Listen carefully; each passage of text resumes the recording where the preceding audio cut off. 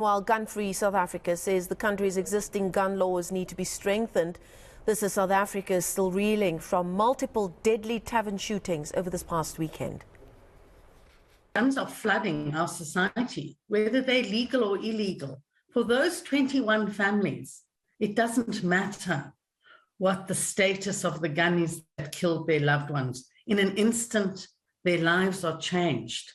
So we need a comprehensive approach to gun control. It means all guns, and in fact, all guns start their life off as a legal commodity.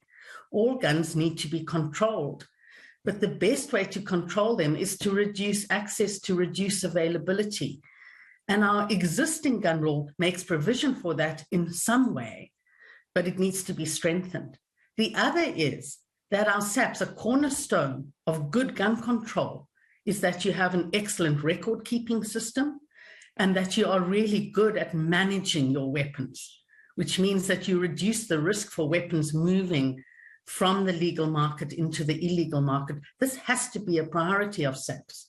And in fact, it's been suggested by Jeremy Very, and who is part of Gun-Free South Africa, that it's time to bring back the elite specialized firearms unit that is tasked at tracking these guns, at removing them, recovering them, and then they have to go for destruction. So once weapons are recovered from a crime scene, they have to move through the SAP system quickly, and they need to be destroyed, because we know guns are prized commodities. There will always be those looking for opportunity to push them back into the illegal market. In the Western Cape, the Cape Flats is synonymous with shooting incidents and violent crimes. Turf wars, drugs and extortion-related crimes are on the rise there. While local authorities have introduced methods to fight crime in communities, residents say it's just not enough, as guns are so easily accessible. Nobesuthu Hejana reports.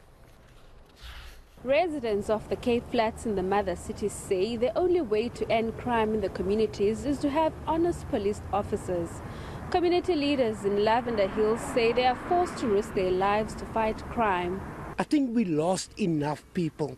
We lost enough family members, and the police is taking their own time.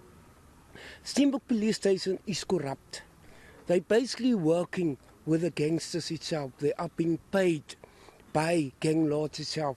There's just no future for our youngsters out there because of the violence, of the crime that's going on a daily basis. And it's unfair. In Manenberg, the Community Policing Forum says while the area does not have enough resources, residents have partnered with police to keep the streets safe.